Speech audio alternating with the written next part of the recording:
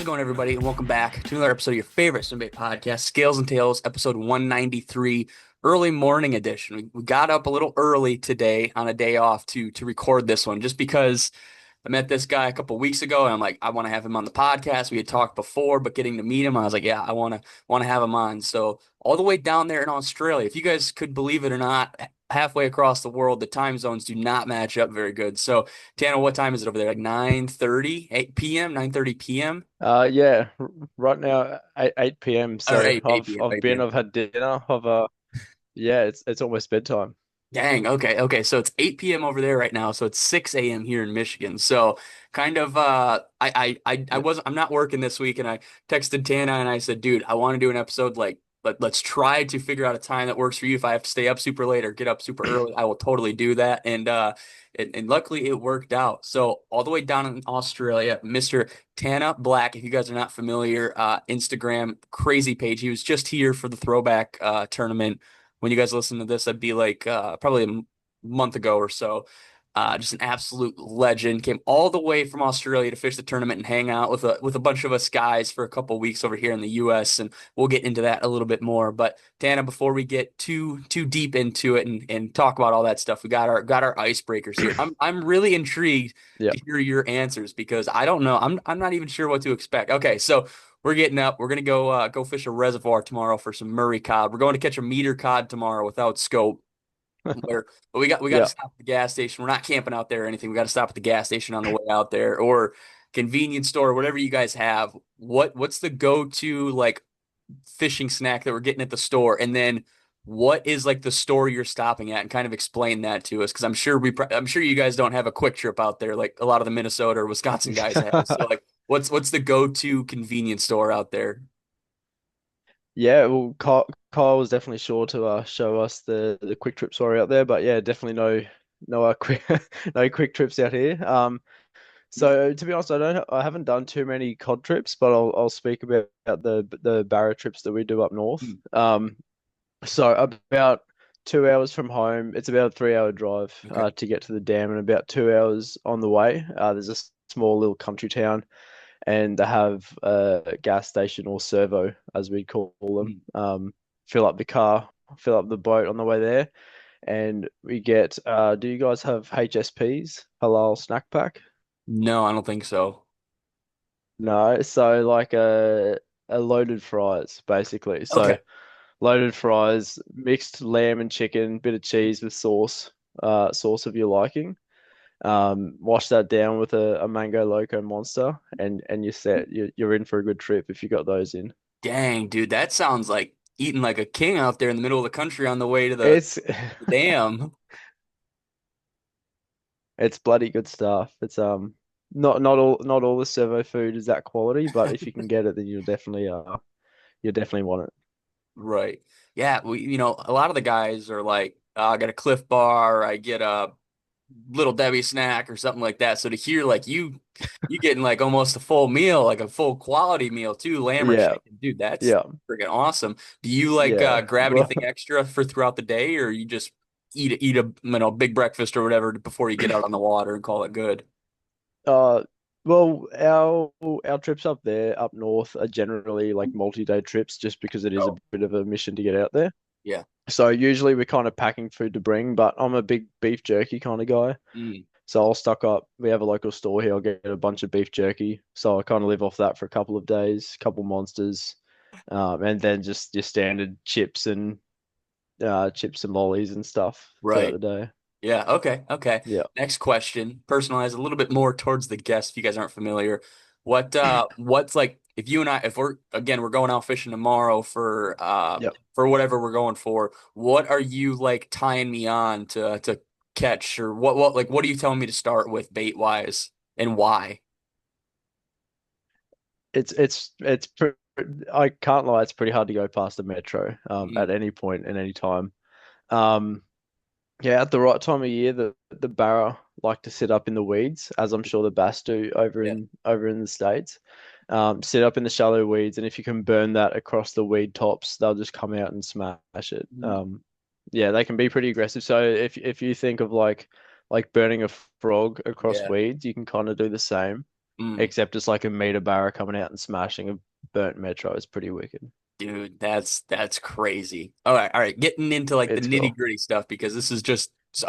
I think we've had one Australian guy on before, and that was many, many moons ago, and it was a meme guy, so it wasn't even like we were really talking fishing too much. We were talking about Yeah, forward-facing yeah, sonar and its consequences. So anyway, yeah. so you're fishing? Did you say they're Mundi, like barramundi, or what? What are But they? yeah, Okay, okay. yeah, Dang. barramundi. Yeah, yeah, Okay, okay. So are those like a naturally occurring fish out there, or like does your guys' like state and wild like have to like you and I were talking about the stocking stuff at the yeah, throwback event. Are those a naturally occurring fish or do those have to be stocked? yeah. So barra are native to Australia. They naturally live in our saltwater river systems and kind of coastal headlands. So that's where they kind of naturally found. But they are stocked entirely in our some of our freshwater lakes, kind of in my part of the country. So what a lot of people outside of Australia don't realize is that the barra actually can't and don't, sorry, they don't and they can't breed in the dams because they don't have access to the salt water. Mm. So 100% of the barra that are in the dams are completely stocked just by our local stocking groups.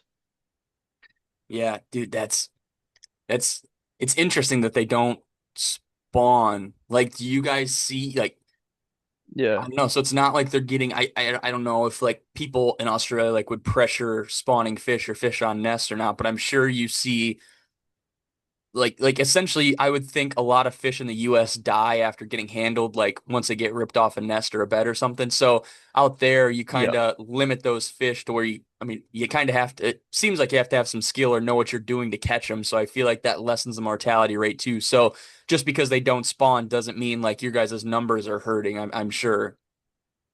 Yeah, well, like my local dam, I think there's something like 3 million barra swimming around in that place. Oh, So it's like a big dam, yeah.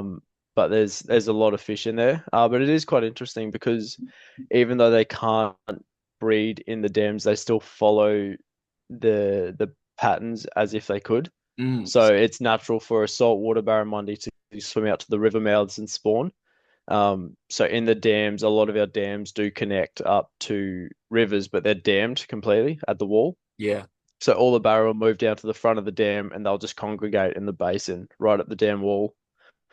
They can't do anything. They fake spawn or yeah. they just swim around in circles and do their thing, but nothing actually happens. Wow. So yeah, those So fish are yeah, like and programmed. They're just not doing anything. They just think they're doing something. yeah, They think they should exactly. be. Yeah. Yes. Yeah. So during spawning season, in the dams, they will move down to the basin and you'll get every man and their dog kind of come down. All the weekend warriors come down and kind of troll the basin with their heavy lures and stuff and you can do pretty well kind of doing that as Yeah. well. Just you might laugh at this. Are barramundi like edible? Like, do you guys have like rednecks out there who catch them and eat them, or like what are they table fare? I Yeah. should say. If you're listening to this podcast, it's safe to assume you're tossing big baits for trophy bass. You already know that treble hook changes are part of the game, but they don't always have to be a pain in the butt to do. Toit split ring pliers are hands down the easiest way to swap out treble hooks, especially on those beefy swim baits we all love. No more slipping, no more fighting your gear, just smooth, secure hook changes every time. Available in 3 fixed sizes in a full kit with interchangeable jaws that safely open up any size split ring. Toyota doesn't stop there. They offer a full lineup of precision tools designed with anglers in mind, including long and short nose pliers, scissors that cut cleanly on limp braid, and wire forming tools perfect for rigging those soft baits.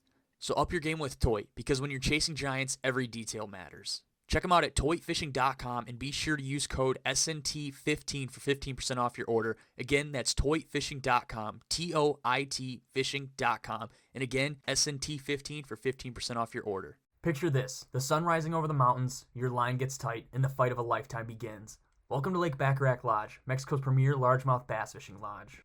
Nestled in the heart of the Sierra Madre Mountains, Lake Bacharach Lodge offers world-class fishing, luxury accommodations, first-class hospitality, and expert guides who know where the grandes live. Whether you're chasing giants or kicking back after a day on the water with a frosty, cold, bottomless margarita, we've got you covered. Home to some of the biggest bass in the world, Lake Bacharach is truly an angler's paradise. Don't miss your shot at the bass of a lifetime. Book your trip now at www.lakebacharachlodge.com or call 806 316 8382 today. Lake Bacharach Lodge, truly the best in bass. Yeah, yeah, for sure. So the saltwater barramundi are definitely pretty good eating. Mm, I'm as most anglers, I'm sure, or people that listen to this probably wouldn't keep the fish yeah, that they spend all their time and money chasing. yeah. But yeah, the saltwater barra are definitely pretty good on the chew. And you can take them from the freshwater as well. They just don't taste as good. Mm. And I'm sure if you rocked up at the campground at the dam with a barra slung over your shoulder, you'd probably get some pretty dirty looks. Right, yeah. Yeah, so it's pretty much the same here like with like bass. Like bass are completely edible, but like you said, a lot of guys who are out there like purposely fishing for them aren't going to keep them and vice versa. It sounds like for the Barra. Mm. Are you so how big is like a like like 5 pound bass in like Minnesota, Michigan is like a pretty big fish. What's a big barramundi and is it the same throughout the state or like is there different growth opportunities throughout the country for them? Yeah, so I guess the barra are mostly found in Queensland, so like the state that I'm in. Yeah. So they don't really range too far across the country. And all of our dams are pretty similar in the way they set up. So like I know you guys have, some lakes that are trout stocked, which Yeah. is where you get your bigger bass, but all of our dams for the most part are reasonably similar. You do have a couple of outliers. But for most people they're hunting that meter class barra, so that 1 meter. I think in inches that's probably like 30, 35 30. inches or something like Yeah, that. yeah, Yeah, 36. 30 inches. There you go. 30, 36. Yeah. So that's kind of what everyone wants. But then if you start talking about trophy sizes, closer to that meter 20 kind of Mm, class is considered like a trophy fish. And then you can get your more unicorns up around that meter 30 wow. kind of range. Yeah.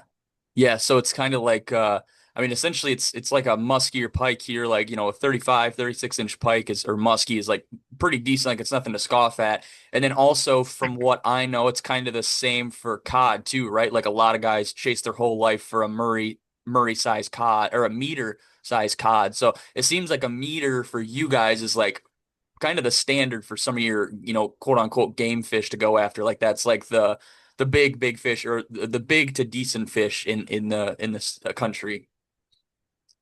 Yeah, absolutely. So yeah, definitely for our barra and the cod, the standards are pretty similar. I'd say barra maybe have the opportunity to get a tad bigger than the cod, Right. longer than the cod. But if you've seen a Oh fully yeah. grown cod, Yeah. they're like looking down a barrel. It's like you'll try and hold it up and it'll Yeah. just bulge around your arms. Just a big pile of fat. Yeah. It reminds So me of the yeah, the grouper. the cod are pretty cool. Yeah. Yeah, it's literally like a freshwater groper. Yeah. Yeah, yeah, exactly. Okay, so what your bears, what kind of forage are in the dams? Like you guys have like bluegill and perch and then some other Australian fish, or like what are you imitating when you're fishing the metro essentially? Or really any swim bait in Yeah. general. Yeah. So we have what we call bony brim, which are probably pretty similar, if not the same, to your gizzard shad. Okay. Um, so that's a very big forage for us. And another big one, at least in my local dams, I'm not sure about some of the others because I haven't fished them all. But we have a lot of garfish as well. Mm, So like garfish that probably grow in inches, maybe like 6 or 7 inches long, kind of okay. thing. Yeah. Um, so it's quite hard because we don't really have many baits that imitate a garfish. Mhm. But at the right time of year, the bonies definitely get up in the shallows and they spawn, and that can create some pretty cool opportunities. As you kind of chase that bait, chase that wind on Yeah. those certain spots in the dam, Mhm. and the barra definitely congregate towards those. Right. Are there other like sports class fish there, or is it really just Barra in group? Or like, do you guys have so like? I, well, I can't really say it because you guys went muskie fishing, but like while you're bass fishing up here, you're scared you're going to catch a muskie or a pike just because Yeah. you don't really always have the gear set up for that. Is there something that like you hook into or you see waking on your bait and you're like, oh shit, this thing's gonna take my metro from me if I don't get this thing in here or whatnot? Yeah, I mean, not in the dams, to be honest. Right. Pretty much in the lakes or the dams, the only thing you're chasing there would be a barra or a cod. Okay. Outside of that, I mean, I don't think I've ever, I don't think besides a catfish, I've never had any bycatch Wow. chasing barra. Mhm. Um, yeah, and the cod dams do have a couple lesser species, like so we call them yellow belly. They're kind of they I don't know, they're another freshwater fish, much smaller, nothing to really Okay. brag about. Yeah. And they will sometimes hit a swim bait. But yeah, you don't really miss too much. Right. So it kind of sounds like you guys are fishing for essentially the big fish in the lake, so you don't have to worry about, something going wrong. Kind of like guys who musky fish, they're not worried about a pike breaking them off or a bass breaking them off because all their gear is suited Yeah, for a 50-inch muskie, kind of more so like what you guys are doing by the sounds of it. yeah, exactly. You're looking for the biggest fish in that lake, Yeah. the kind of like the biggest species or the biggest predator. Right. Are Barra kind of like line shy and hook shy? Like, do you kind of have to get away with lighter line? Like, kind of how I'm sure you've heard us talk about it over here, like where Marshall will fish, 17-pound on his mother and stuff, and then a lot of guys will fish like 15. Well, I say a lot of guys, but some guys like I'll fish 15 on the Metro and stuff, even though there's the ability for a muskie or a pike to come take it. Like, do you have to kind of downplay everything over there, or do those fish just not give a crap and you can really fish some big stuff? Yeah, it is funny because I see you guys tripping out over 2 pounds difference Yeah. in your line, and it's pretty interesting to see. I don't think our fish are two liters shy, to be Mm. honest. Um, very much forced to run heavy gear. Yeah. You kind of just choose how heavy you want to go. Mm. I definitely think there's applications where that lighter line can definitely come into play. I know a lot of guys try and downsize, not so much for the fish, but more so for the action of the lure. Mm. A lot of the guys up here using jerk baits and such will drop significantly in their lines and their leaders just to be able to get that bit more freedom on the lure. But I've never really experienced a time where I've had to downsize the leader just to get a bite. Right. Yeah. What are you fishing? Like 60-pound mono leader, or what's the go-to for you? Yeah, so minimum so you pretty much everyone here runs braid to leader. Okay. So minimum 30-pound braid, and you really wouldn't want to go anything lighter than like a 55 or a 60-pound leader. Mm. There's some pretty good mono leaders here, which are good for that bit of stretch again, Yeah. considering you are using the braid. But then a lot of guys still do just use the fluoro. Um, I've got a pretty good leader here. That's mono, and it's worked well for me. So on the smaller baits, I will run that 55, which is as light as you'd want to go, and it is scary at times when they do suck the bait in. And then on the bigger stuff, I'll kind of go to 70 pound. Okay. So yeah, it is essentially like your musky fishing here in the States. I know you guys, I think went out once or twice, so you kind of or did you guys go to the Thorn Brothers store at all while you were up here? Yeah, we did. That place was pretty wild. Yeah, so like that's probably a lot of that stuff is probably like maybe a little bit heavier, but geared towards like what you're used to back at home, like selling the mono leaders, the steel leaders, the big 400 sized reels, and the big old broomstick rods. Like that probably felt a little bit like something you might see walking into a shop around you, I would assume. Yes, somewhat. To be honest, like the musky stuff there was like so much more blown out of proportion to what I'm used to Yeah. seeing. Right. So much bigger. We definitely don't need those massive like 10-foot broomstick Yeah. rods. For those big baits and that kind of thing. Most people around here are kind of sticking around that 200 size reel with a Mm. rod that can kind of cast, you know, 50 grams, about 7 foot ish. Um, most people don't swim bait, so it's mostly conventional gear for Right. most people. Yeah, so that musky gear was definitely Over the pretty top. eye-opening. Yeah, yeah. So like Yeah. so yeah, that was kind of over the top. Did you guys go to Waypoint at all? No, we Okay, didn't. okay. No, we went to yeah, we went to Cabela's just to Okay. see all of that. That was Yeah. pretty cool. And then yeah, Thorn Bros, which was pretty cool. Just while we're on this topic, what was it like? What do you guys? Okay, I should reiterate because I was asking Tanna some You're right. questions at the throwback meetup, and he's like, "Oh yeah, like we have this stuff. Like just because we live in Australia doesn't mean we don't have boat ramps." And that's a whole story that I'll get into later. But so like Cabela's, do you guys have like a big outdoors like Bass Pro Shop or anything like that in Australia? No, so like we definitely do have outdoor fishing stores. We probably have two main chains here, but it's got nothing on what a Bass Pro or a Cabela's Right. has. Like you walk in and it's just a normal shop. It's Yeah. definitely nothing like what you guys have. So Okay. that was cool in itself. I Yeah. think we went we went with like 2 hours before they shut. Um, and I thought, oh, that'll be heaps of time. And then we were having to like rush out the door because they were like, I feel like they were starting to kind of shuffle everyone towards Yeah. the registers. Yep. Yeah. Yeah. Absolutely insane. But back to the Monday. I'm surprised that you said that 200 size reels because we've been talking about like 50, 60 pound, uh, like mono leader and everything. So I was thinking you were gonna say like a 300, like a Tranks 300 with like 65 or 80 pound braid. I was very surprised to hear you say 30 pound braid in a 200 size reel, but I think it makes sense. Are those do Barra like when they say one comes up and eats the metro out of a grass patch? Do they like dog you right away and then they kind of go limp, or do they fight the whole time, or kind of how does a bear fight kind of in like a decent sized bear? We'll go like one right around that meter length. How do they fight? Yeah, they'll run you around the boat for sure. So I've seen some videos of guys catching snork, and that's probably the most comparable. So like Okay. you hook them, and typically they'll rise straight to the surface, and they do an initial jump out of the water. And then they'll pretty much they'll go mad. They'll either continue to jump and tail walk and run you around the boat.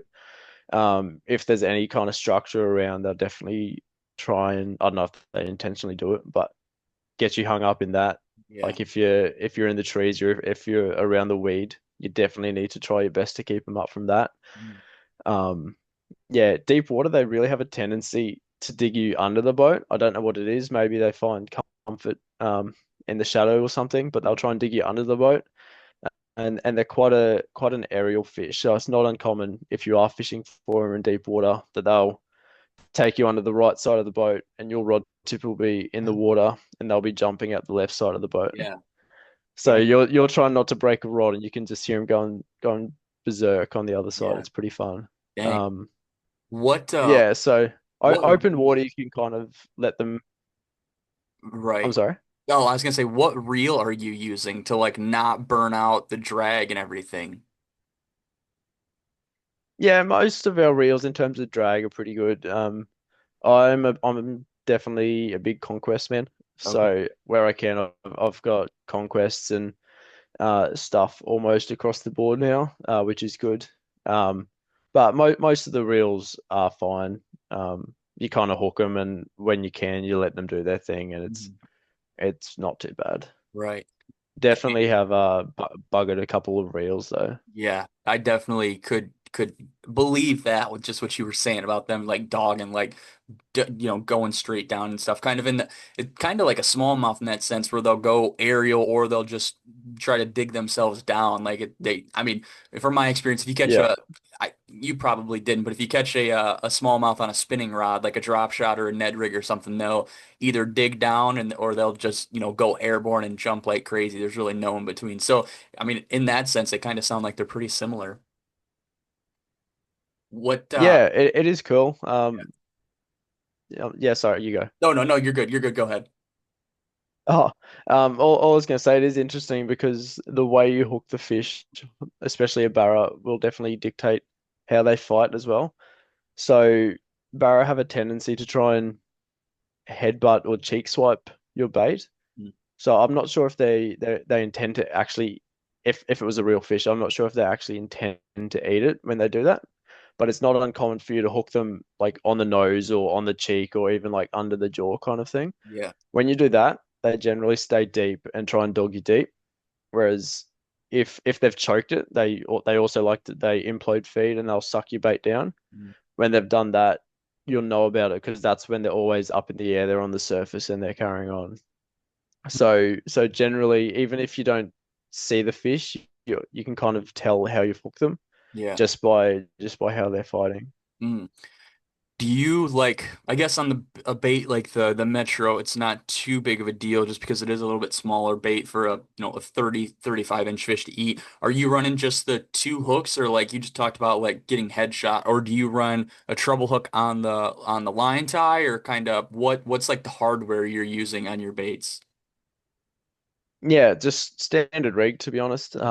But yeah, any of the hooks that come with the Metros, you'd definitely change out. Yeah. Otherwise, you're just asking for heartbreak. Um, yeah, so I think I swap my split rings out for size 4 or 5 split rings, decoy split rings, and then decoy YS81 trebles. If you've ever heard of those, Yeah. they're kind of regarded as they're a favorite amongst anglers here. Mm. I think they're like a 4 times strong hook, Okay. but they're super sharp. And yeah, they hold up their strength really well. Yeah. Two questions. First question being, do you change out a lot of hooks? Like after you catch like two fish or your hooks just roach and you have to put a new set on or sharpen your hooks or whatever else it may be? Yeah, absolutely. One fish can absolutely cook them. Or sometimes, if you're fighting them in open water and you're just letting them do their thing, Yeah. then you can get away with multiple fish. Mhm. But yeah, some of the hooks that I've been sent back with, you kind of just sit there and laugh at it because like Yeah. one will be facing one way and the other's like twisted 180 Mhm. degrees, and it's like, hey, how does that even happen? Yeah. Yeah. Um, Wow. And yeah, so like, and you do have to use small hooks sometimes depending on the baits that Mhm. you're using. Um, like especially some of those smaller glides where you are still trying to keep that bait somewhat suspending. You do still kind of have to force yourself to use those smaller trebles. Mhm.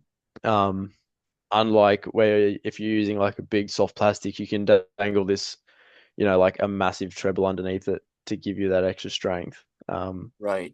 Yeah, so they definitely can send you home with some pretty rooted hardware. Yeah. Is that just because they go, so crazy once they're hooked, or do they have a pretty bony mouth? Like some of the fish around here, like some of the, like you guys would probably call them like a mutt fish, like just no good fish for anything. They've got super bony mouths, so it's really hard to get a hook into them when they do eat the bait. And if you do, they just bend out your quads or whatever other hook you're running. Do they have pretty bony mouths, and is that what kind of leads up to the hooks bending out, or is it just because it's such a metal fish and it'll just dog you like that? They do definitely have bony mouths in parts, but I don't think that's what bends the hooks. I think it just comes down to how psycho they are. Mhm. Um, if you get one treble hooked up really well in the mouth, and they jump and carry on and do their thing, that's fine. I think where a lot of the trouble comes from is when you get both trebles pinned somewhere in the mouth in a weird angle and they jump and they carry on, and just that torsion against each of the hooks.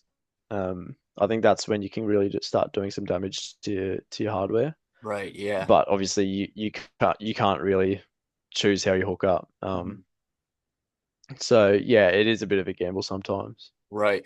When you get these barras, like when you finally get them up out of the depths or finally out of the grass mats or wherever you're fishing for them, are you guys like netting them or is like are you going down and like grabbing them by the mouth or the gills or tail or kind of like how are you landing these fish and getting them into the boat or getting them on shore? Yeah, you usually net 99% of the time people will have a pretty big net on board. Um, yeah, try and get them in head first, obviously. And they can definitely still carry on boat side as well, so you need to be careful. Yeah. Need to be careful netting them, especially when they have head-butted the bait and you've got trebles on the outside of the face. You go to scoop that fish and you get the lure stuck in the net, but the fish is still on the Yeah. outside. That's an easy way to lose the fish. Right. Um, yeah. So even some of our nets though aren't that strongly built for the fish. Yeah. Like you can net them fine and stuff, but like for example, I was up at the dam with my mate over the weekend, and we've got probably like I don't know like the highest regarded net. I don't know if Mhm. one of the better nets. Yeah. Yeah. Yeah. Um, and by the end of the trip, it's like bent halfway down and it's like on an angle and stuff just from getting these fish in the net and then trying to like lift them up Yeah. into the boat. Yeah, I guess that's kind of just how it goes. I'm sure it's probably the same over there with some of the big muskie and stuff. Right. Yeah. Yeah. So it just sounds like you just go through some hardware and some tackle fishing with these guys. The question. So like kind of talking about them being musky and boat side, like netting them and stuff. Well, you just kind of mentioned how sometimes they'll eat by just like swiping at it. So I really don't know what to expect here as an answer. Can you get them to eat boat side? Like, will they follow your bait for, a couple meters and like, can you ever like eight trap them or just, dink with them boat side? Or is it they eat out there and they don't come close to the boat because they know what it is? Yeah, I mean I don't think I've ever personally hooked a barra boat side. Mm. But they will certainly follow you all the way in. I think I've had probably two shots at an eight trapped barra, which has been pretty exciting. That's definitely something I'd want to do. Yeah.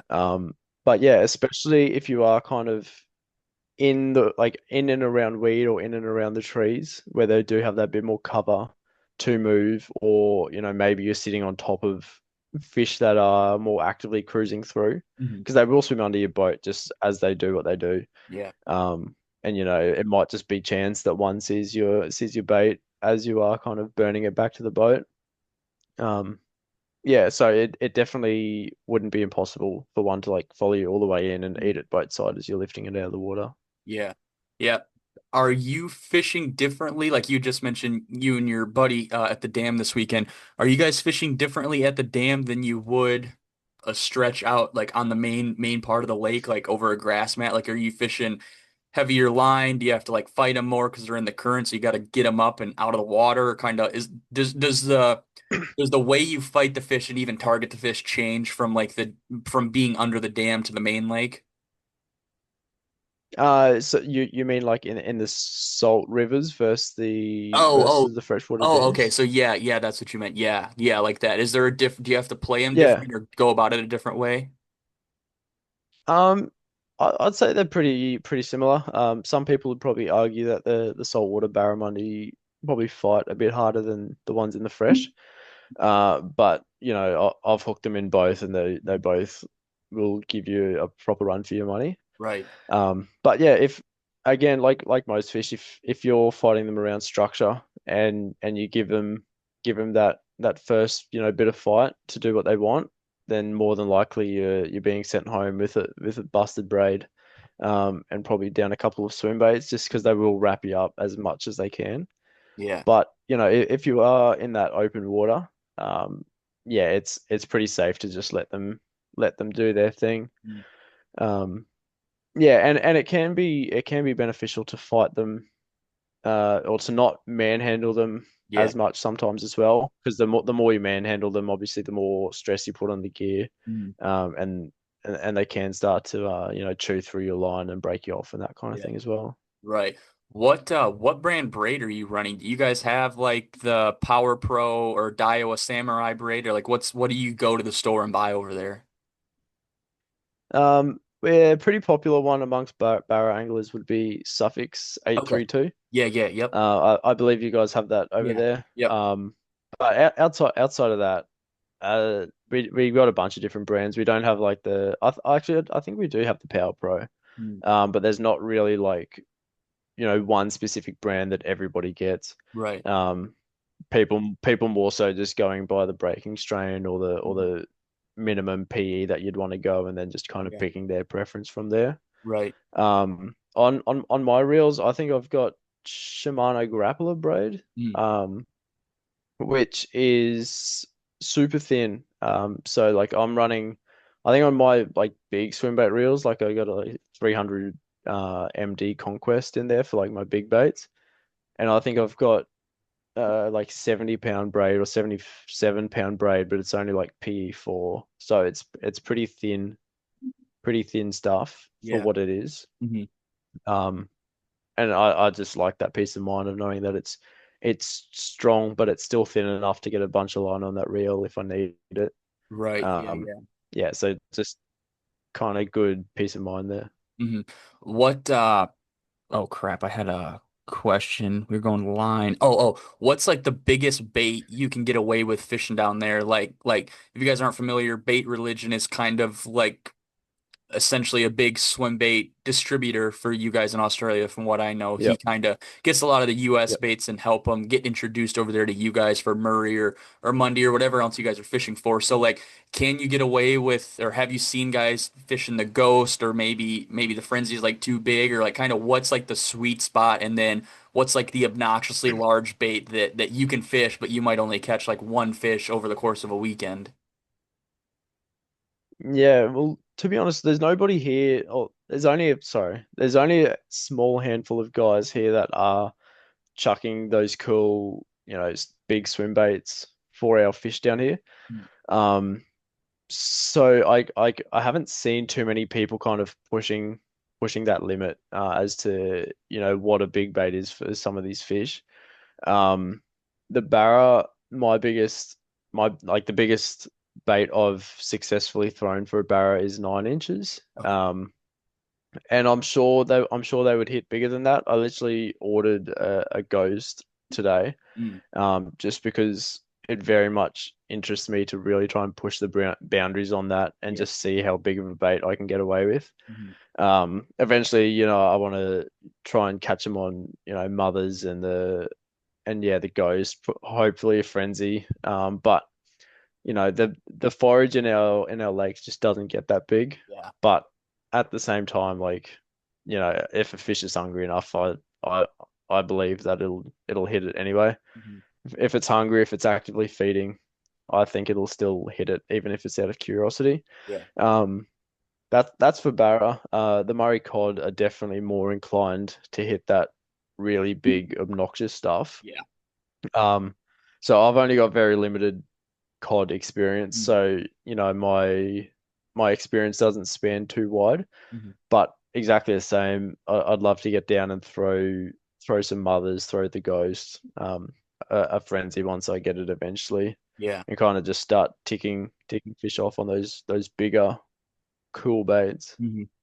It's interesting that you don't necessarily have too much of experience with the grouper with the The cod, yeah, the Murray cod. cod. It because like Yep. when us US swimbait guys talk about it, when we see it, it's like all Australian cod. Like that's all we're seeing. That's all like so up until this point, I just figured everybody in Australia was a cod fisherman. That's just kind of what I assumed because that's what Yeah. I've always seen and stuff. So to hear that you know like you maybe have done it a couple times or you've caught a couple, but it's more so like bear is what you're going for. That's pretty interesting. So Mm. the videos that I've seen are kind of I'm assuming they're Barra, but like you're in like those big stump fields with the big stumps, like old dead trees that are sticking straight up, and guys are fishing like wake baits and Yep. stuff, and fish are coming up to eat that. Is that usually like what Barra are doing, or is that more of a cod thing?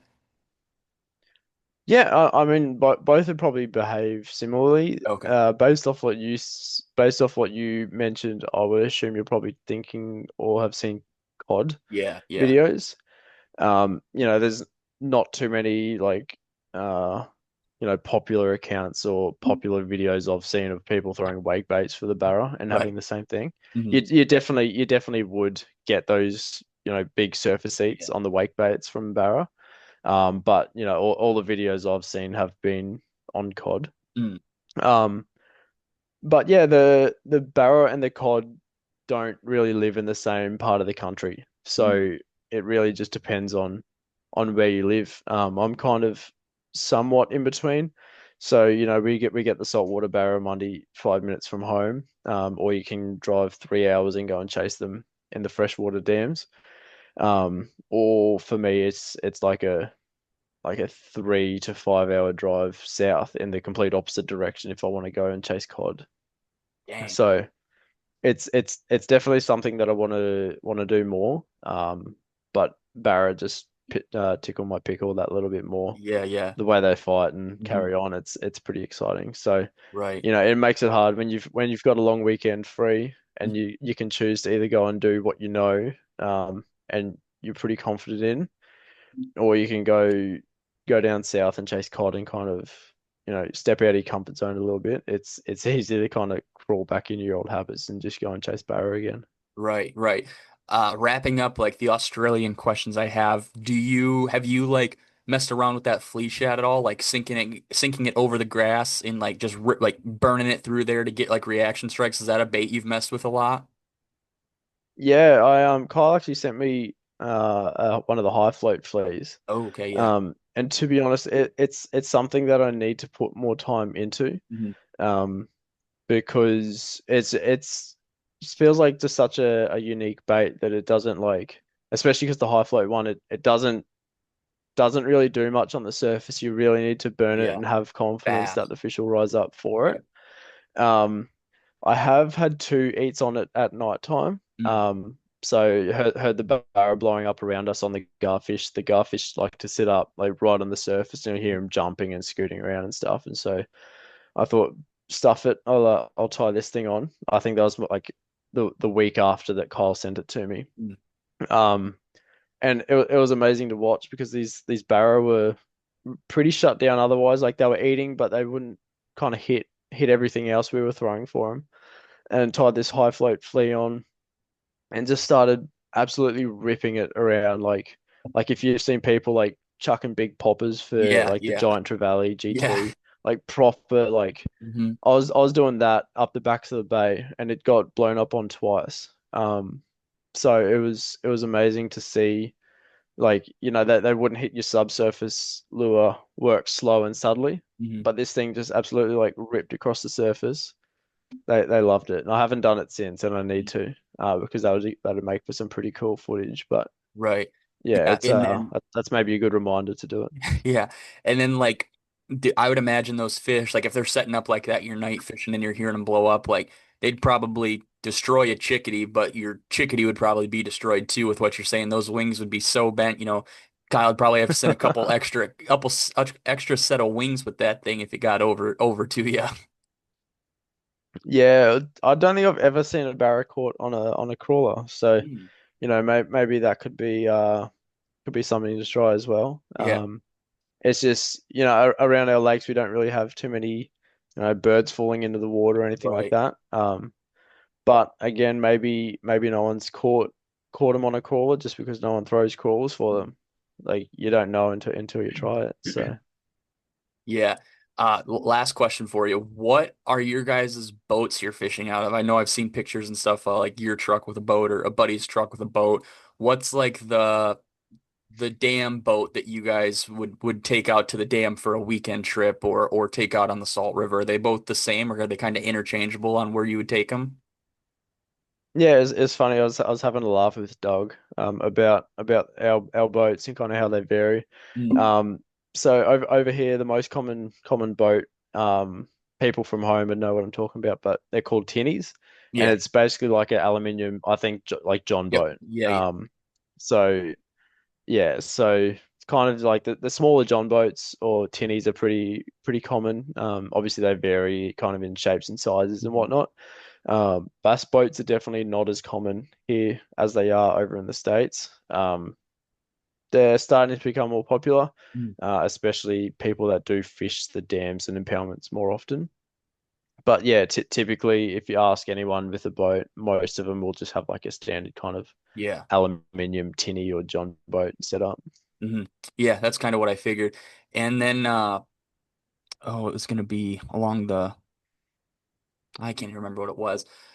But yeah, that's what I figured. Like I've seen a bunch of videos and stuff, and guys always have like a 14 foot, John boat or tin boat, like you said, with like a platform on it, and that's essentially what you see a lot of these guys fishing out of. So that's kind of what I was assuming you to say, Yeah. but I wasn't sure if you were going to throw me a curveball and say something crazy. So like being this like perfect transition. So being over here in the States for the 2 weeks you guys were over here, and more so probably in Minnesota, you probably didn't see many out in New York or LA, but you guys like Not at to all. yeah.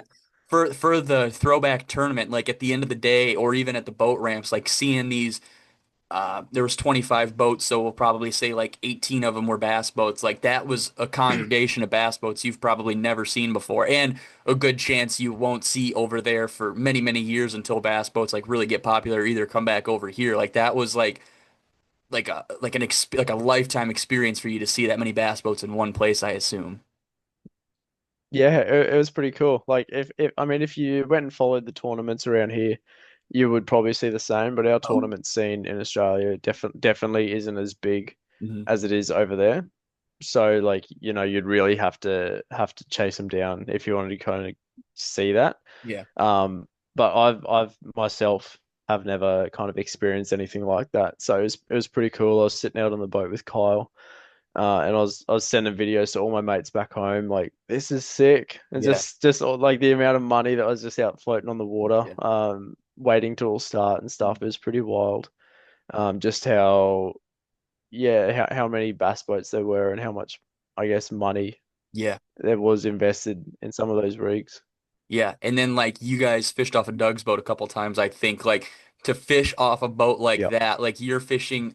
I think his boat's maybe like 20 or like between 20 or 22 foot if you guys don't know, but it's a yeah, pretty big bass boat. And for you to be fishing on a deck that's probably 7.5 feet long, like dude, for people who don't know, that's like half the size of the boat you'd be fishing at for your like your fish over there. Like that's a yeah, complete experience. You have all this room. Like I always say the bass boats have like a dance floor on them, like that huge bowing deck on it. Like you have your 40 rods on both sides and you have your big old trolling motor and stuff like that was probably something pretty crazy for you to be able to fish, 3 or 4 people off the front deck is probably something that again that you was like completely foreign to you.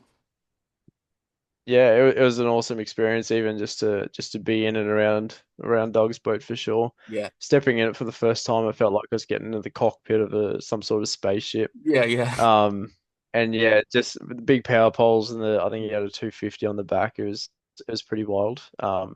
And yeah, it was just crazy how much room there was. Like Chloe, my partner, she came out with us most days and she fished for a bit and I fished three of us comfortably, obviously. But there were times where she would get bored and kind of go lay on the back deck and read, and then Doug and I still had like ample room up the Yeah. front to jump around and kind of get all different angles on the docks and whatnot. And you almost feel like you're up there fishing by yourself, even with Yeah. two people. Was that the fastest you had gone on the water? I don't know if you guys had like kind of calm water so like Doug could, go 60 miles an hour, but was that like I assume your guys' 14 foot, John boats don't necessarily have the ability to go over 30 miles an hour. Like was that something crazy for you to, essentially be breaking the speed limit on the lake? Yeah, it was pretty cool. I don't think we probably didn't have much chance to properly gun it. Right. Either just because of the wind or the the speed limits on the lakes. I think one of the lakes we fished had a speed limit. Um, and so we obviously abided to that. But yeah, even still, yeah, just ripping around, especially so comfortably as well. It was pretty fun. Yeah. Dude, I will say there's a lot of difference of going like 80 kilometers in a car or 60 miles an hour or 50 miles an hour in a car and then doing that on a lake. Like you're like, "Oh my gosh." This Yeah. is especially if it's like there's a little chop and like the boat's kind of rocking, dude. Yeah. I think the fastest I've gone was like 70 on a boat before and it was like, "Oh my gosh, I cannot believe we're going this fast right now. Like this is very scary." It's it's scary, man. Yeah, like you said, especially when you get that bit of chop, you feel Mhm. the wind on your face, Yeah. and yeah, it's pretty surreal feeling. Right, right. So you guys fished a couple pretty cool fisheries in Minnesota, one particularly where there's a Yeah. lake and there's kind of a river that dumps into it, and you kind of have some pretty unique fishing opportunities there. Was there anything that you Yeah. fished in Minnesota that reminded you of home, whether like just like the way the weeds would set up or like the depth change or anything like that, or was it pretty much all a new experience for you being out there? Um, I'd say it was similar in a sense, like I wouldn't call myself the most skilled angler, so a lot of my lake fishing is based around the edges. Yeah, So, it's very similar in the sense, where a lay down is a lay down. yeah, But it was definitely cool being around people like Kyle and Doug, seeing how they would pick apart the lake. And yeah, being on that lake, being able to go up the river was yeah. pretty cool. Um, our lakes, a lot of our lakes don't really have those little river systems coming off of them. So it was cool to kind of, launch in a lake, but then end up fishing in a little river Yeah. where you're pitching casts like only a couple feet out. Yeah, so that was really cool to do. Right. All right. So I will explain this joke I made earlier about the boat ramp. So a couple weeks prior to Tanna coming to the U.S., they launched at this dam or like reservoir, and they got their boat stuck because they just dumped it in right next to where they were camping, essentially. And the truck got stuck. And so I was under the impression that like your guys' dams are like underdeveloped, like not necessarily have a fishing infrastructure, like boat ramps and whatnot. So we were at the party, and I had said something to you. I was like, "Do you guys like?" I don't even know why I asked. I was like, "Do you guys have like boat ramps at these dams, or is it just like crude launches that you're dumping into?" You're like, "No, dude, we have boat ramps in Australia." And I was like, I should have figured. I don't know why I asked, but like, well, I guess just in that sense, like, do you guys have the same style ramps like we do? Like, well, I guess both of those lakes. I think maybe even the lake the tournament was on was just a single ramp in the dock, right? Like you couldn't launch two boats at once. Yeah. Do you Yeah, guys have they're like pretty super similar. big docks, or is it just kind of similar like that? Very similar. I'd say our one thing I did notice was that pretty much I think every ramp that we launched at in the US had a dock next to the ramp Hmm. for you to like tie the boat against Yeah. or whatever you need to do. A lot of our like saltwater boat ramps will have those docks next to them for Mhm. you to tie the boat up while you're parking it and that kind of thing. Yeah. But at least most of the dams that I can think of, like the freshwater dams that I know and can think of, don't have those floating docks next to them to help, to help tie off to. Right. Um, but I mean, the ramps themselves are all very similar. Yeah. Did you guys get stopped? I know on the tournament lake and then that lake we were referencing with the river, did you guys get stopped at all? And like, did you see those little huts next to the boat ramps where the kids Mm. would stay in and they would come ask you all the like the survey questions to know where the water or like where the boat had been last time? Do you guys have anything like that in Australia? Yeah, we don't have that here. As I mean, as far as I'm aware, that's not too much of a concern for us. Yep. Especially, I'm not sure if that's just a Minnesota thing, but Yeah. our lakes really aren't that close together.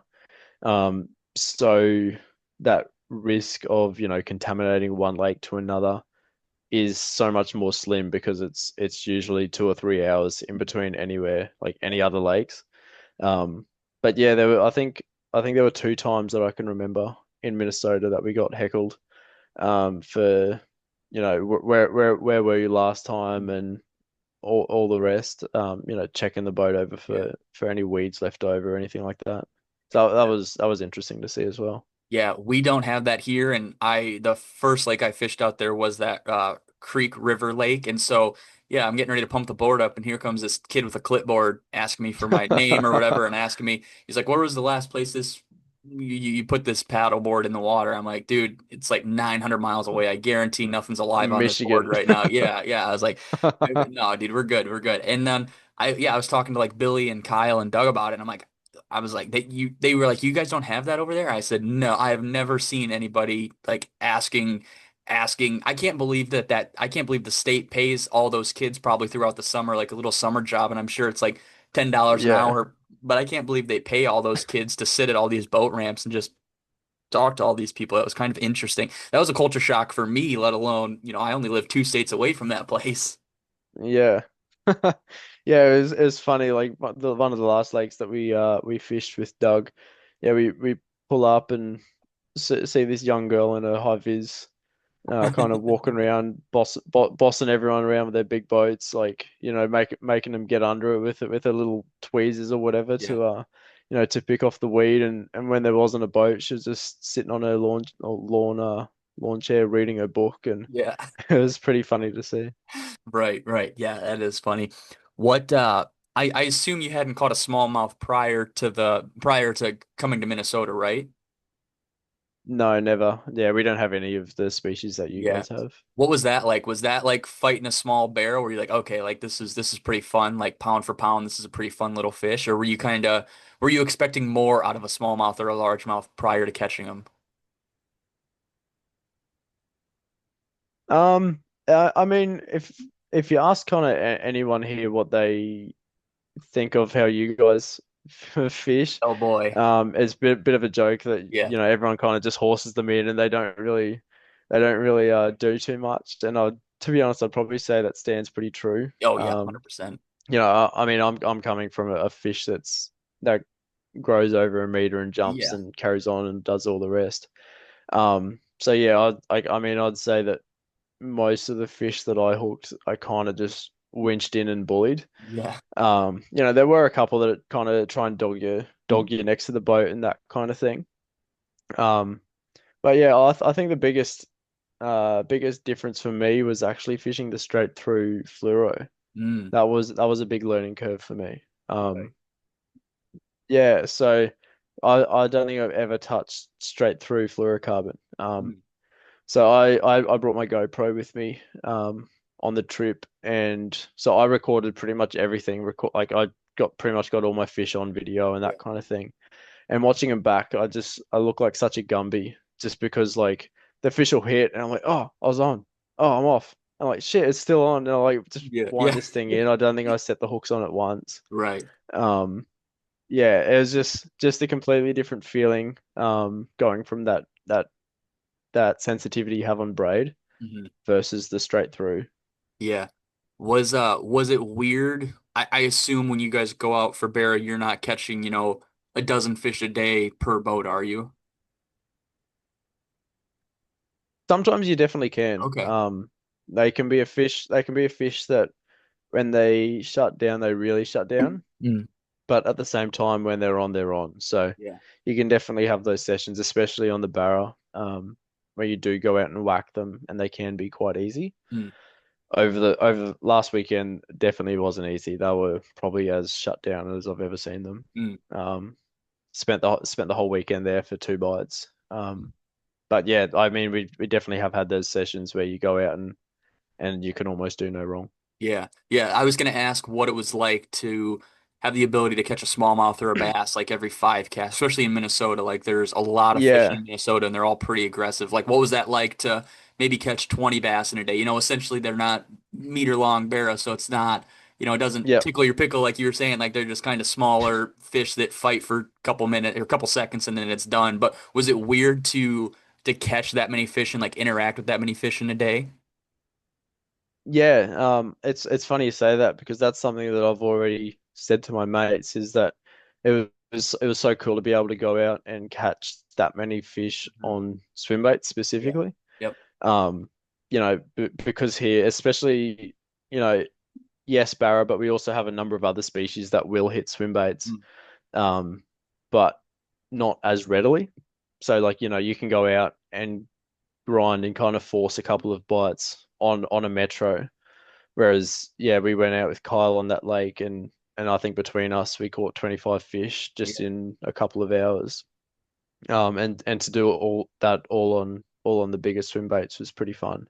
Yeah. Um, especially on something like the Metro where you pitch it up against the Mhm. grass and you watch it walk out and see Mhm. it get jammed. As yeah, very fun. Did you get to fish the wake walker back there at all in that little river cut? Yeah, I think I fished it for a little bit. I mostly locked the Metro in, and Kyle was slaying up next to me Right. on the new Wake Walker on the Yeah. LT.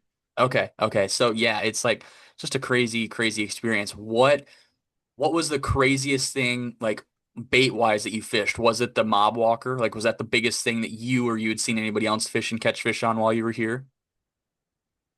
Um, yeah, the I got one fish on the mob, and that was something I was wanting to tick off. That was on the last morning where we went out chasing a muskie.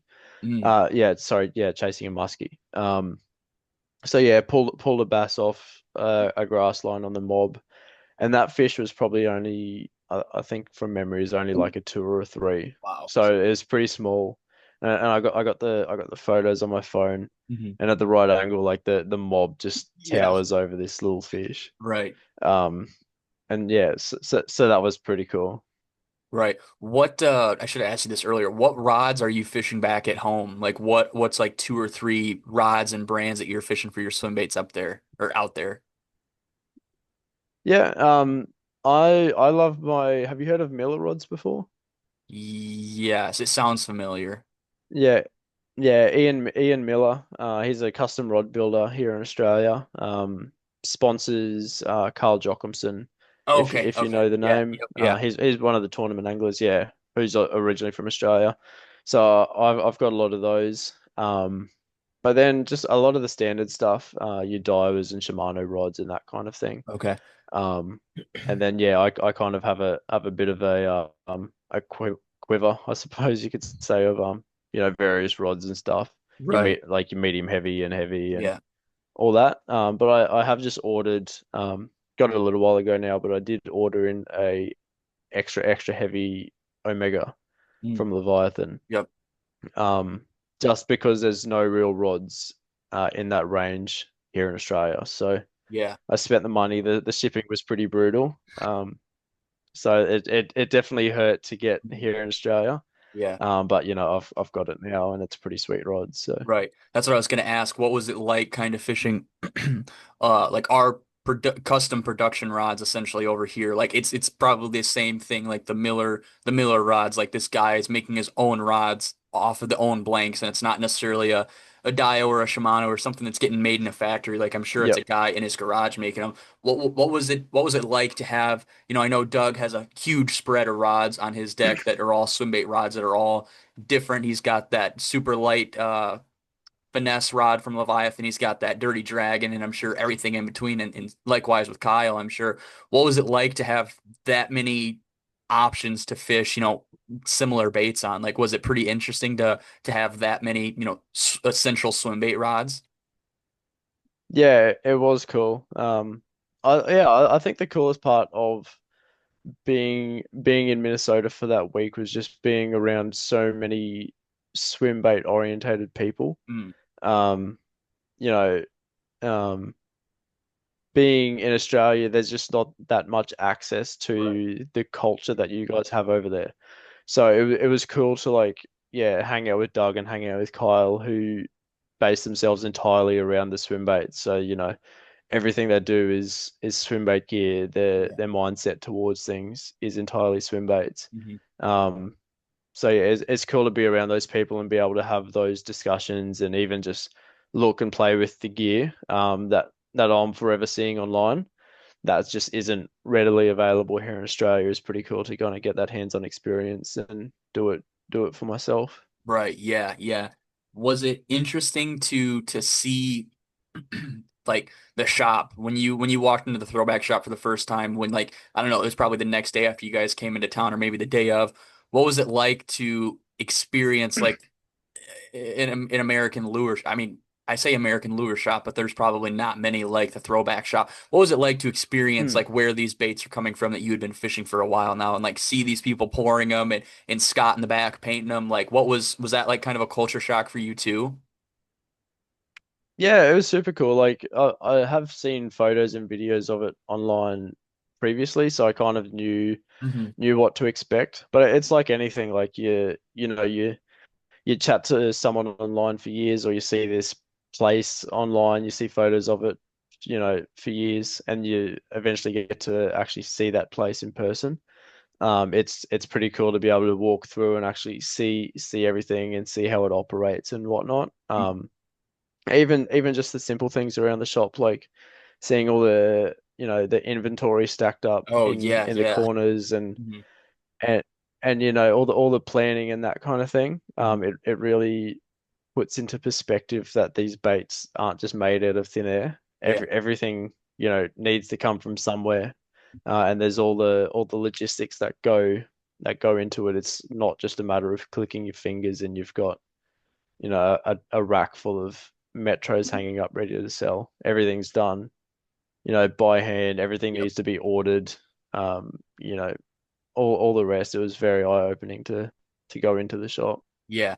And then you see, maybe you don't because you're not like directly, affiliated with the Swimbait US side of things, but then you see people on like Facebook or Instagram like piss and moan that they're not able to get a bait and they need to be making more baits and stuff. But from your perspective, somebody who has seen the shop and talks to Kyle and Doug and like sees the numbers they're putting out, you're like, wow, like these guys, I don't know if it's humanly possible for these guys to make any more baits. Like they're, max capacity and like you said, seeing all the baits on the rack and seeing all the boxes they have and all their molds and stuff and just kind of their, like you said, the logistic board of where baits need to be and where they're at and quantity and stuff. It's like, wow, like these guys are turning over a lot of baits and they still, the people are still saying that they can't get one. It's like, well, I don't know.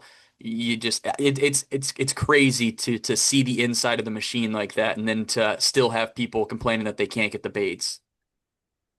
Yeah, man, it's wild. We like both Chloe and I were lucky enough that we got to make our own baits as well. Oh, that's sweet. So yeah, so that was super cool. So Chloe made a wake walker, and I didn't have a mob yet, so I poured a mob. Mm, And we did everything from like basically through the entire process. So like we mixed the resin, we poured it, we mm. sanded them, Yeah, all the rest. We did everything. We painted it. that's cool. Even Doug got us to do the boxes and write on the boxes and everything like that. Yeah. And after doing that, I don't think I could ever complain about the price of a swim bait again. Right. Yeah. It was crazy. The amount of labor that went into just one bait Hmm. was extremely eye-opening. Yeah. Even for like my partner Chloe, she's completely she's not a Hmm. fisherwoman, fisher person, Yeah. fisherman. Um, so she isn't really involved in the swim bait world in the slightest. And before the trip, if I told her that I'm dropping $300 on a swim bait, she'd look at me and call me crazy. Mm. But even after she got to look through the shop and make her own bait, even she feels it's completely justified, the Yeah. prices Hmm. and the output that they're doing. It's definitely pretty impressive. Right. Yeah. Yeah, for sure. So keeping on the same mind thought of the shop and like the event. So Friday night before the tournament, Kyle and Doug and those guys open up the shop and we do kind of a just kind of a hangout pretty much if you guys aren't familiar. So you get a bunch of really fishy guys, swim bait guys all in one place for a couple hours at a time, just hanging out, shooting the shit, sharing a couple beers.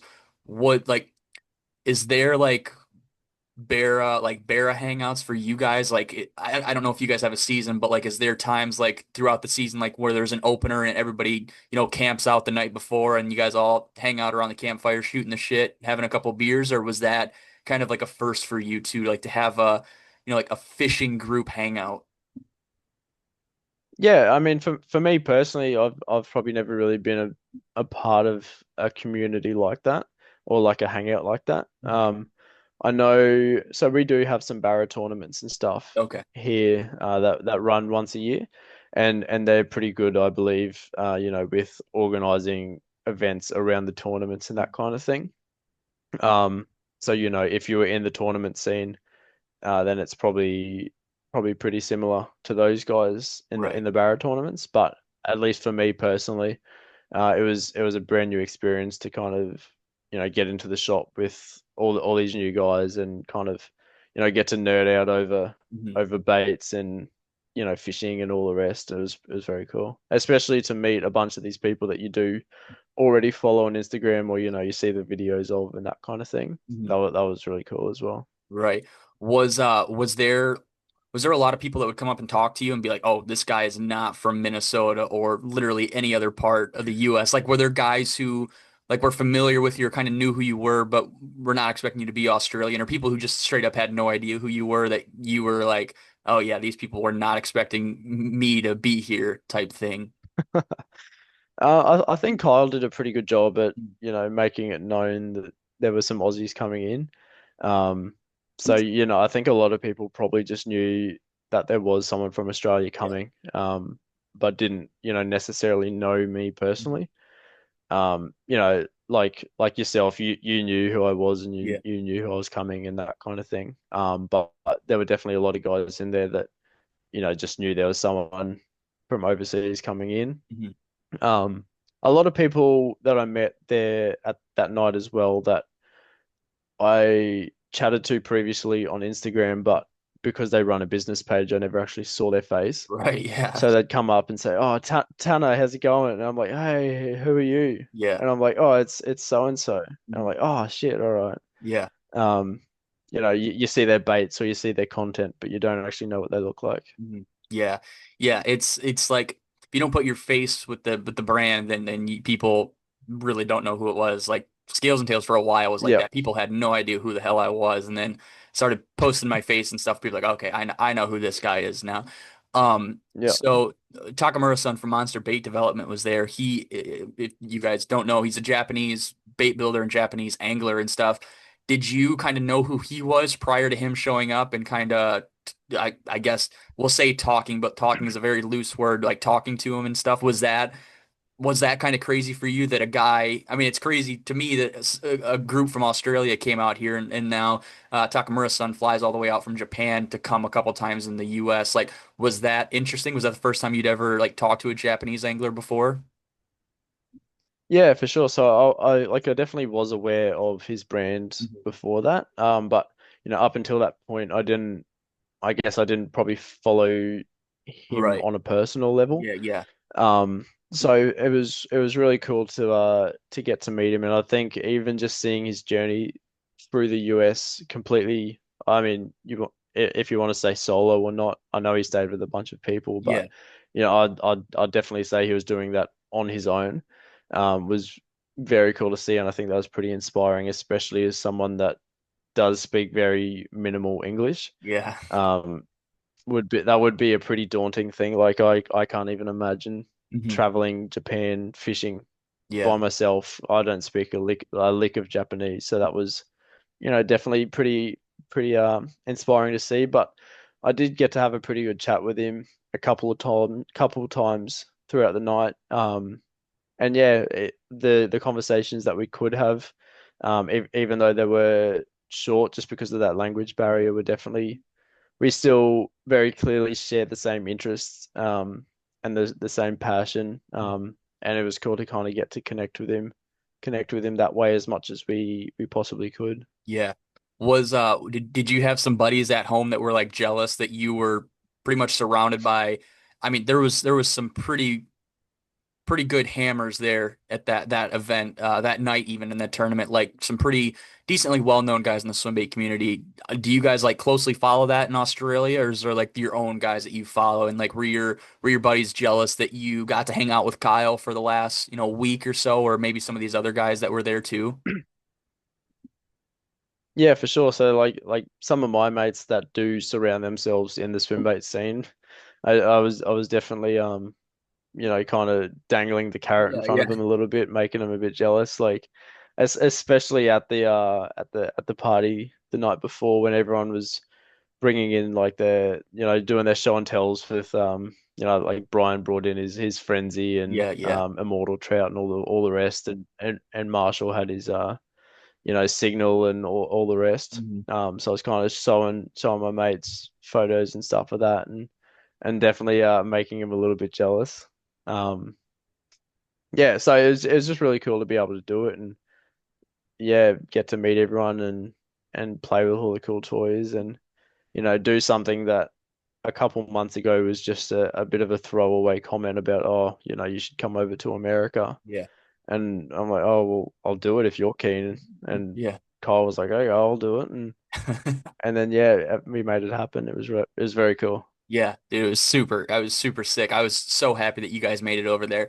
After you guys knew you were coming, I was like, okay, I gotta go over there. Even if I'm not gonna fish a tournament, I gotta go hang out Friday night and talk to this guy because we had exchanged a decent handful of messages leading up to that point. So being Yeah. able to sit there and talk to you for couple hours was a blast to pick your brain about Australian boat ramps and whatnot over there.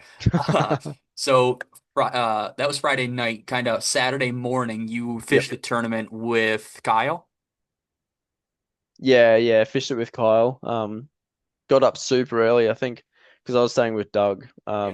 We had to wake up super early because Doug was obviously the one that coordinated everything. Yep. So woke up. I think we got home from the party at like probably like 10:30 or 11 that night, and then got back up at 2:30 in the morning to Mhm. get out to the lake and and set everything up. So that was a massive day. But once Kyle rocked up, um, yeah, jumped on his boat and fished with him for the day. So that was pretty cool. Right. Was that was that your first tournament experience, or have you fished like barra tournaments in Australia before? No, that was my first tournament experience. Okay. Walk us through that. Was it like I recorded a podcast last night with Isaac, who was one of the younger guys who was fishing the tournament, and he doesn't ever fish tournaments either. And we were kind of breaking it down. Like when I'm tournament fishing, I get like super like my heart's always pounding. It's like an adrenaline dump. Like at the end of the day, my body's just so tired because I was freaking out the whole day. Like you're trying to do everything 110%. You're trying to land every fish you catch, make the most casts and stuff. For you, like was it just a normal day of fishing, or did you feel like, you were fishing the Bassmaster Classic and had $1 million on the line? Kind of how did you handle it personally? Yeah, at the start of the day, it definitely felt.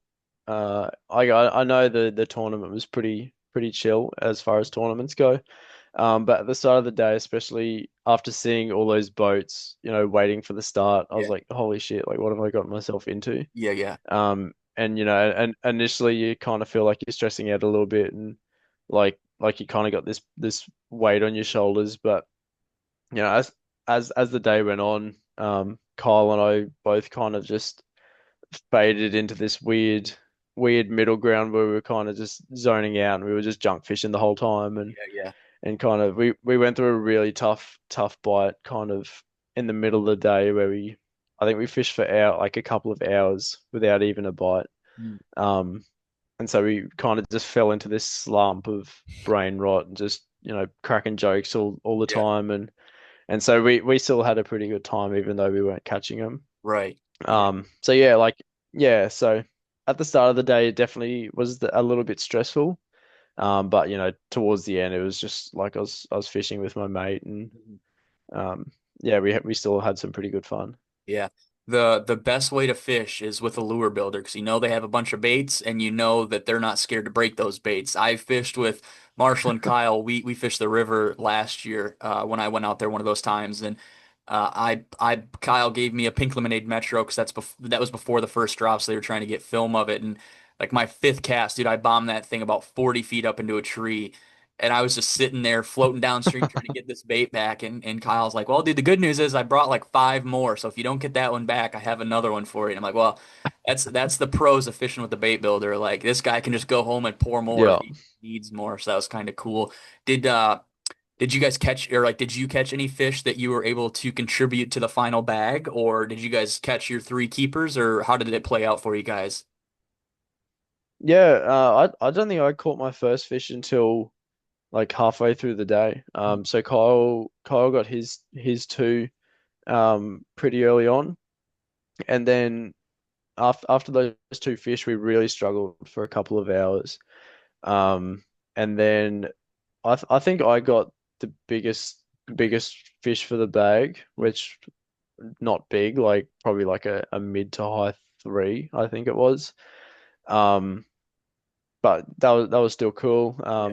And then right at the end of the day, we found this really hot bite. We found this grassline bank with the wind absolutely pumping into it, and we whacked them for that last 20 minutes of the tournament. We just absolutely brained them. I think Kyle caught 3 for 3 casts. And then after that, we were catching one like almost, every 5 minutes, Mm. all kind of that same cookie cutter size, and we weren't really, culling too many fish. Yes. But it was definitely pretty hot there for a second. We kind of just found that good recipe Hmm. in the water that you were looking for, and Right. the fish just seemed to be kind of bunched up there. So that was pretty fun. Yeah. Were you fishing the Metro most of the day, or what bait were you using? Yeah, I don't think either of us threw anything but the Metro all day. That was kind of our running joke that that they're either going to eat the Metro or they're not going to eat anything at all. Yeah. It's just too much fun of a bait to put down, especially, when they can be so willing to hit it and you're Yeah. chucking it, burning it over the grass or against the docks or anything like that. Um, yeah, it's just too much fun. Yeah, I definitely understand that. Wrapping up the tournament day, what was it like to weigh in, like everybody beaching their boats on that beach and taking all their fish in there? Was that pretty cool? Like just to stand around and, shoot the shit with everybody, see how the fishing was like, because there's always this thought in the back of your mind where you're on the way to the scales, and Kyle being familiar with the lake may have been like, well, dude, like we did pretty decent. Like there's always that thought that like, oh dude, like maybe somehow we're like the lake was fishing tough for us. Maybe somehow we're the only ones who caught 9 pounds or whatever else it may be. Like what was it like pulling up to the scales, weighing your fish and like watching everybody else weigh their fish? Was it kind of nerve-wracking, or was it just kind of like, wow, we did shitty. I know that we caught our 3 fish and that's about all we did today. Yeah, I mean, we pretty had a pretty good idea that we weren't really in contention for Yeah, anything. We were chatting to, Billy and Doug all day throughout the day, and I think they both had a bigger bag than us, right. pretty much from the get-go, and that trend stayed the same throughout the whole day. So we kind of knew that, that we weren't in the running, Yeah. which is maybe why we just settled in with the metros Right. and just had so much fun, kind of burning those around. But it was definitely as cool as it was like at the start. It was just as cool at the end. Seeing all the boats beached Mhm. and just the process that goes into weighing the fish. So like Kyle was busy, and so I had to go and ask him what I actually have to do to weigh in our fish with the bags and that kind of thing, just Yeah. because that was completely foreign to me. Mhm. Um, so yeah, went and did that and got our photos and released them and that kind of thing. Right. So yeah, just seeing that whole process was very cool as well. Yeah, yeah. So at the event, Kyle and them, the donations they put into the bags, and everybody who fishes the tournament got the opportunity to win a bag, whether whatever was in it. What did you end up getting in your bag, if you can remember off the top of your head? Um, yeah, what did I get? I got some pink lemonade bellow sticks. Oh, there you go.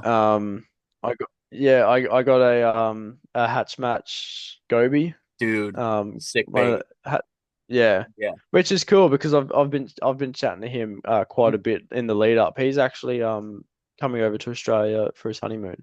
Oh, that's sick. Um, and so and so he's been hitting me up a bunch, asking about, where to go and how can he catch a barra and that kind of thing. Yeah. So it was cool to get that. And I got a little like a depths. Um, it looks like a little TK. I don't know what it's called. Oh, I know what you're talking about. I think Um, it's called the high riser.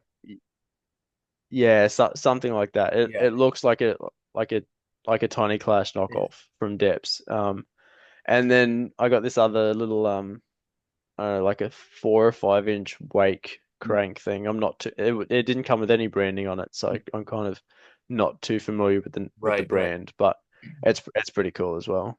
Heck yeah, man. Last thing I got for you. Did you night fish like at least once or twice while you were here, right? Yeah, we did it twice. So I think I night fished on my first day in Minnesota and also my last day. Okay.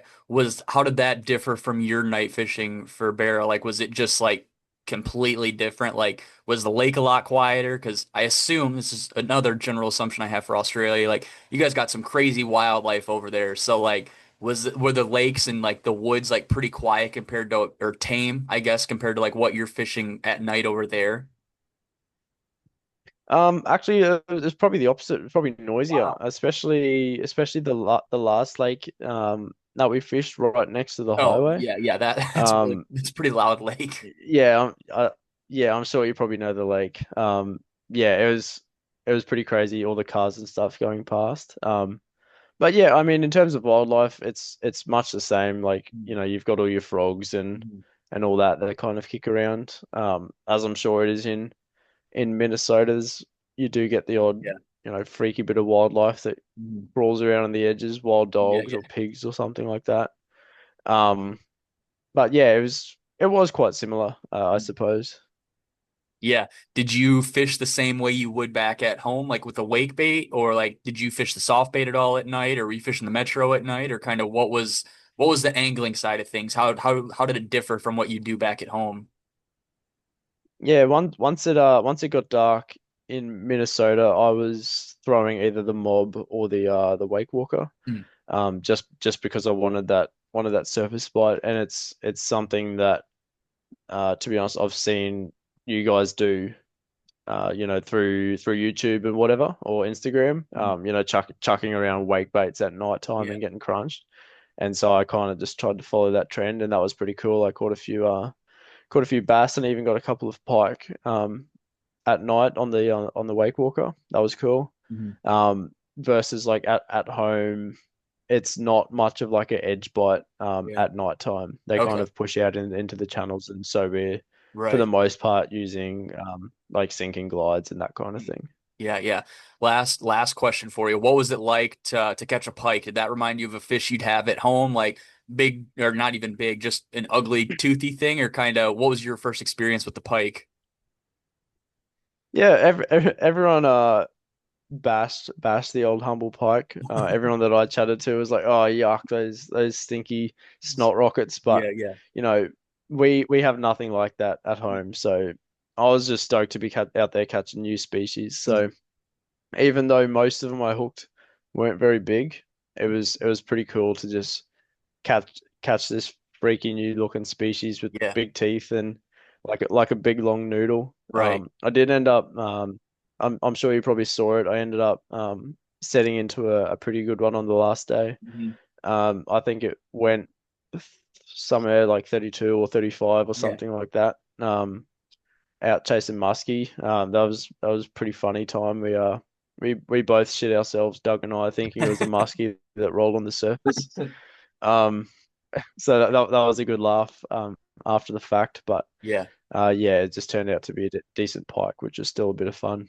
Right. The two guys who were most excited to catch pike Saturday during the t tournament were Tanna and Brian from Texas. You guys are the ones like Brian made a post on Instagram. He was so excited the day before when he caught his. But it's funny, yeah, once they get in that like 30-inch class, they're not as bad as when you're catching a bunch of small ones. Like a 30-inch pike, I'll fish for 30-inch Yeah, pike any day of the week. Like on last Saturday, we went out to a new lake and we caught, I think, nine, and none of them were under 31 inches. So it's like, okay, this is like a really, really fun yep, day to fish these big fish. Like that's when it's kind of worth breaking off or setting the hook into these fish. The small ones are just more annoying than anything, I would say.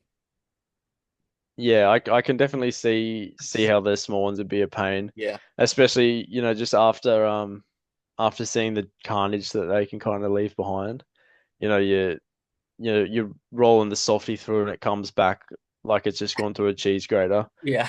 Just for the small pike or snip you off, or Yep. we definitely had a couple of those run-ins. Oh yeah. Yeah, I believe it, dude. Well, was there any other experiences? You guys, obviously got to go over to New York City for a couple days. That was something that maybe not necessarily the fishing side of things, but probably a pretty cool experience for you guys too. Was there anything else any highlights of the trip that we didn't touch on, whether it was fishing or wasn't? Like, what was the whole American experience like for you guys?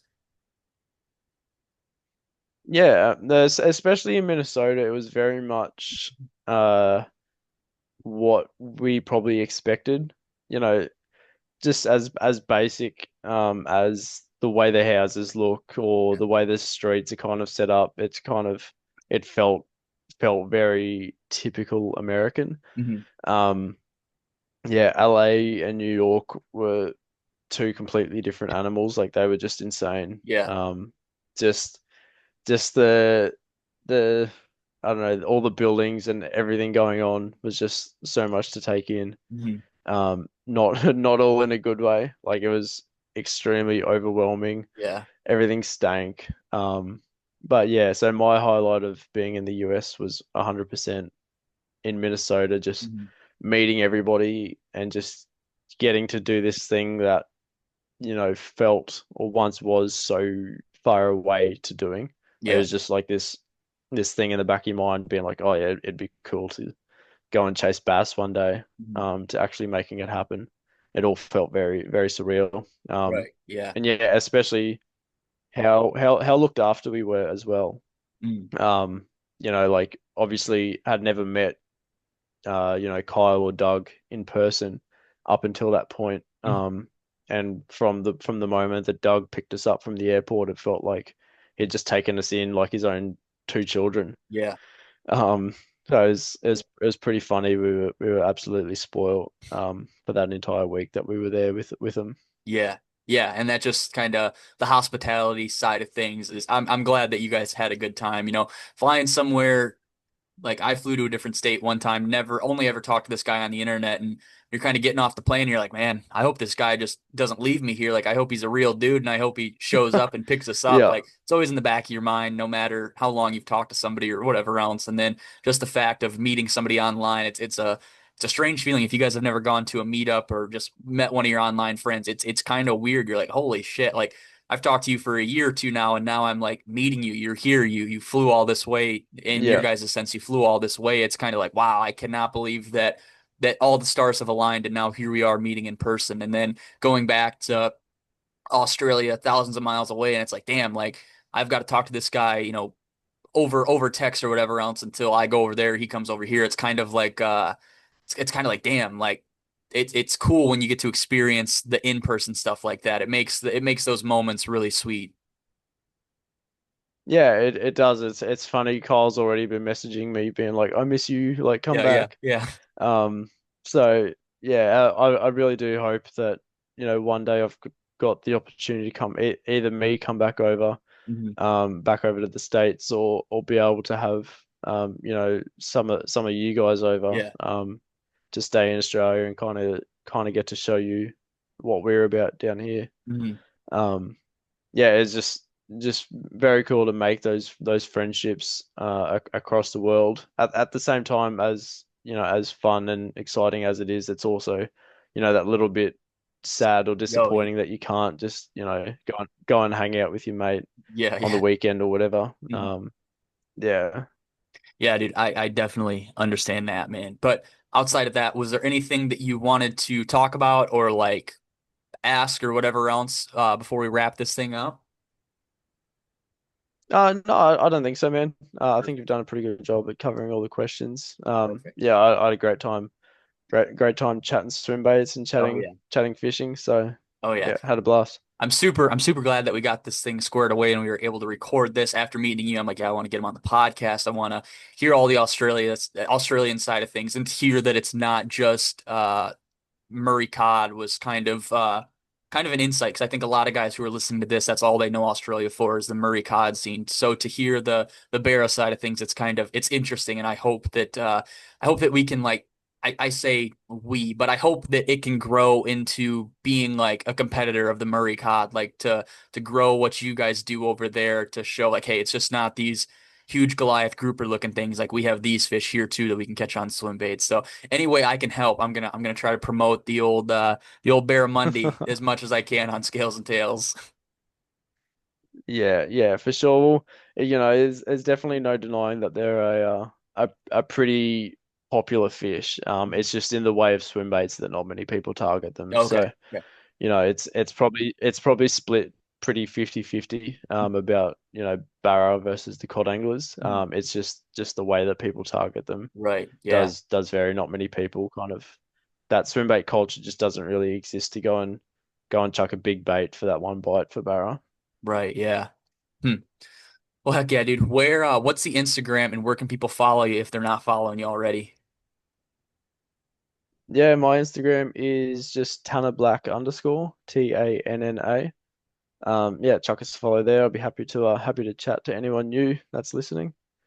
Um, yeah, and yeah, just keen to chat swim baits, chat fishing. Yeah, yeah. You don't have a YouTube channel or anything, do you? No, not yet. I've been thinking about it.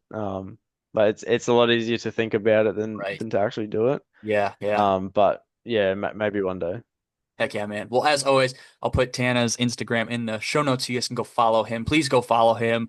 Scroll through his Instagram reels, watch his stories. It's all funny stuff. Watching your stories is like the biggest thing that I'm intrigued by. Like when you guys are launching in the dams and stuff and just fishing, you throwing back these huge barramundi. It's just like, wow, this is insane. Now I realize why these guys are making fun of our bass we have over here, just because it's such a metal thing you guys have over there, and I get to experience it through your story. So I appreciate you sharing all that stuff, man. Just as much as I'm sure you enjoy watching Thank our you. stuff, it's just the same. I love seeing the stuff that you post. Yeah, absolutely. It is cool, and especially since being in the States, I feel like I can appreciate what you guys put out more, Yeah, just because it is now that little bit more relatable. right. Um, you know, yeah, just the simple things, but just yeah, understanding, things a little bit more. You can kind of appreciate, even as simple as, before I went to Minnesota, I didn't understand whether, where certain states were, or Right. where some of the big fish were in some of the certain states, and Mhm. just, seeing people say, "Oh, I'm fishing Texas," you can kind of understand that they're Yeah, chasing that bigger bite than right. someone in Minnesota, or, whatever it might be. Yeah, yeah, for sure. Yeah, it becomes more relatable when you have just the slightest sense of what the heck's going on in another country and like the layout or like Yeah, geography and stuff like that. absolutely. Yeah. Or when you hear the Texas guys talking about it's cold and it's like 60 degrees and everybody in Minnesota is wearing shorts and everything, it's kind of like, okay, these is like there's a big difference throughout like these fish and the guys in these regions too. That's a pretty good indicator as well. Yeah, yeah. I mean, I'm here in hoodie and tracksuit pants at the moment because down here it's our winter. Oh, okay. Yeah, yeah. And there's been times where I've wanted to complain about the temperature to Kyle, Mhm. and then I remember that he's frozen over for half the year, and I Yeah, kind of yeah. just bite my tongue because it's not the same at Right. all. Heck yeah, dude. Well, as always, Tanna, thank you for coming on, man. Like I said again, Tanna's Instagram will be in the show notes. You guys can go follow him. Please go follow him. At the very least, just check out his page because there's some crazy stuff on there. You guys will get into perspective on a lot of the stuff we were talking about and maybe see how wimpy our bass are. But as always, man, thank you for taking the time. It is 9:38 in Australia right now. You gotta get in bed, get ready for unfortunately your day of work tomorrow. Yeah. But I appreciate you coming on, man. I'm so glad we got this thing squared away and I get to not only hear your experience in the US, but also pick your brain a little bit about the fishing in Australia because again, just like it's different. It's vastly different just from what you shared. It excuse me, just from what you shared, it blew my mind on how different and how you guys fish for those things because I would have never guessed like the gear and stuff you were using. It's just kind of mind blowing like that. Yeah, absolutely. Yeah, I'm always keen to just jump on and talk fishing or talk swim baits. So it's awesome to get on and kind of, shed a bit of light on some topics, Yeah. and yeah, just get to chat to you more. Yeah. Heck yeah, man. Well, as always, thank you guys for listening. I hope you enjoyed this episode, and we'll see you guys on the next one. See you guys.